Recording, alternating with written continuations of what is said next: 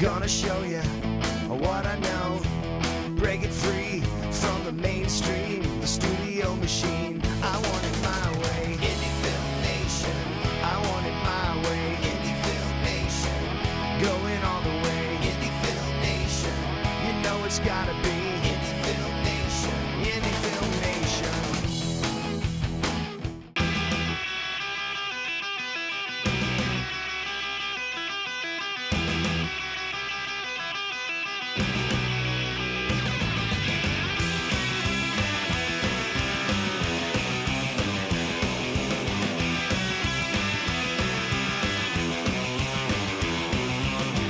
Okay, it's Mike Anthony Smith with another edition of Indie Film Nation. On today's program, we've got a special guest all the way from Germany, Bjoern Richie Lob, the director of Keep Surfing. Firstly, congratulations on the film. How did Keep Surfing come about?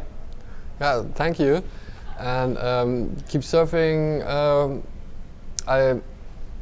the idea to shoot it came into my mind when I visited Munich the first time, because a friend of mine told me he discovered a wave there on a river, and he told me, yeah, you have to come here and you have to see it, because he knew that I was surfing in the ocean.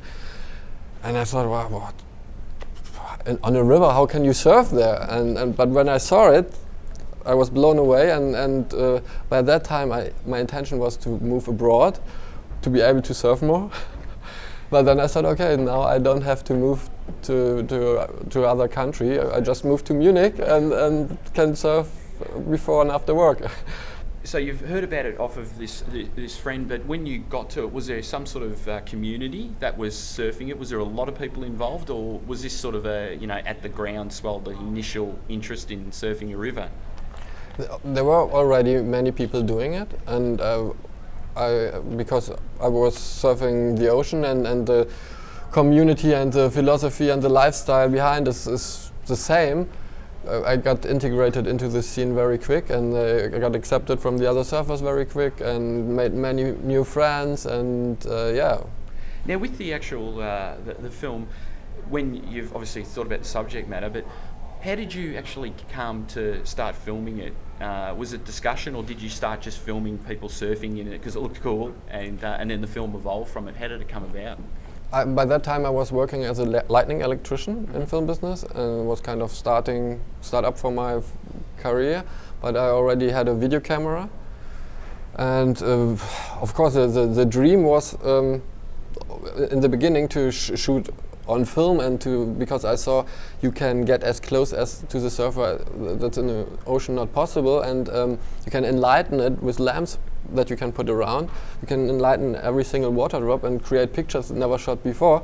But because it's so expensive to do it, and I had no clue how to finance it, I first shot just on video. Yep. And because I was surfing myself, the other surfers accepted me, of course, filming, because other people were not allowed to film. There was this golden rule: if a photographer or a camera team appears, you have to stop surfing, because the local surfers didn't want the media to get too much attention, and because they were afraid of the spot getting too crowded. Yep. Yeah. And now that the film's been finished, how has that sort of been? Because now, obviously, you've now put the film, this river in Munich, smack bang on the world stage. And how have they reacted to the film? It was unbelievable for me, because I never expected so much attention, and actually. It was like we got invited to Munich Film Festival for our world premiere, and we won the audience award. And after that, all the German distributors wanted to release our film to the cinemas, and we got a good one, and the cinema release in Germany was successful. And at the same time, we got invited for our international premiere to Tribeca, New York, and it's Robert De Niro's film festival, and it's a huge festival. And yeah, we were part of it, official selection, got a quote in the New York Times, and we were the favorite for the audience award there. We didn't win it, but yeah, it was unbelievable. Yeah. And so I'm still overwhelmed, and now I'm very happy to be in Australia, because yeah, 9 years ago, I spent some time here surfing and in Melbourne actually for 2 months. A friend of mine studied photography here at the RMIT. Okay. And some friends now came here to the screening from that time, and yeah, it's so good to be. And we have so many Australian surfers that gave us quotes, like Lane Beachley and Nick Carroll and Ross Clark-Jones visited us in Munich and tried out the river wave, and yeah, it's so good to be here. And look, with the film, it obviously, how many years did it take to put together, and how did you, actually write the script or the storyline for it? Because other than it could just be, shots of people surfing, but you've actually sort of got, a story arc in there about, people, how it's changed them. How did you go about putting that together, and how long did it take? Altogether, it took me 10 years from when I did my first pictures on the video camera to finish. And it was a long process, and it was kind of my own experiences developed during the filming very much. I learned so much about everything that has to do with film. So it was not all planned from the beginning. There was I had a concept, and I worked on the concept a lot. I worked on it for 4 or 5 years before we got the first film fund money. And after that it all became professional. Before it was only on video, but it was very important to have this footage on video because some characters in the movie make a kind of development and a kind of learning process or personal process, and it's also now documented in the pictures and in the research interviews from that time to the final film interviews. So we put also in the research interviews, and you can see it at the grumpy old local guy, Walter. Walter, yeah. Who's also building this didgeridoos, so that's also a connection to Australia again. This old guy, he was grumpy and not so satisfied with his life when I did the first interviews. And after 6 years, when we did the final film interviews, he was totally relaxed and grounded and was happy and found his happiness over river surfing and surfing. And that's a very essential and important part in the movie, finding happiness, how to find happiness. And the main characters we picked out all have that in common. They all went their own way. They were courageous to go their own way, and but managed to find their way and build their lives around surfing. So surfing can be a good way to become happy. Yeah, and that was one of the great things about it. It was showing that the passion can and really elevate the people. But was there the sort of key subjects you focused on? How did you go about getting them involved? Were they took a bit of talking into? Because obviously there's a bit of personal detail in them, other than them being on the river surfing. But did you have any issues, or was it quite an easy process to get them to sit down and actually talk about their life?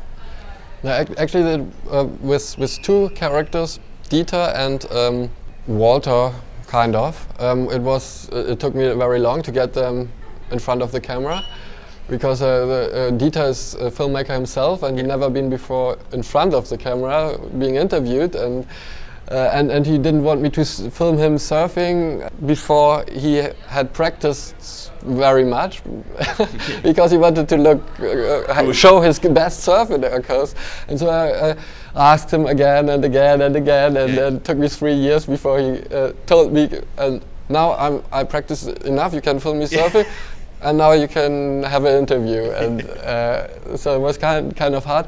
And I think in intimity, you might feel here and there,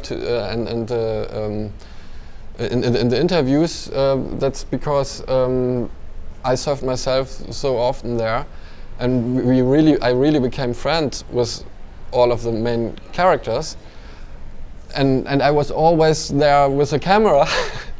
They totally sometimes forgot that I'm shooting, and just talk to me like they would talk private to me, and that was a really I was really lucky to be able to do those interviews like this. Yeah, and you sort of obviously you said that you started with just a little video camera, but you can obviously see the quality of the shots when you've obviously got the finance.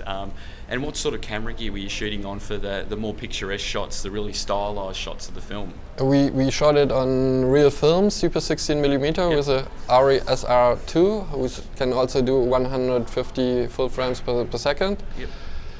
And of course full frames. And we put a lot of lights around, and it was good that I had the experiences as a lighting electrician and contacts to all the companies, because we were still a low budget production, but we got a lot of equipment for free or for a lot less the price than you usually pay. And we had a big crane with a remote head, so we could do a lot of camera moves with a crane and get so close to the surfer. That was what my first idea was, and it was a dream becoming true. And after a few years of working on it, it was such a relief when we finally shot. So I'm very happy that it all worked out in the end, even though it was kind of so hard sometimes, because all the people who knew me and even some friends after a while were saying, "Hey, you will never finish this. You're working on it for so long. What are you doing?" And but now I'm happy. And look, how many hours of footage did you end up with, and what did you edit it on? Yeah, we had more than 400 hours of footage. A lot of mini DV and just DV footage. Yep. But also all kind of video formats like HD cam, DVC Pro HD. We shot on the Panasonic, and all kinds of video formats, because sometimes when high water is coming, you don't know before. It's like here when it's not like in the ocean that you can see it 3 days or 4 days before the swell arrives.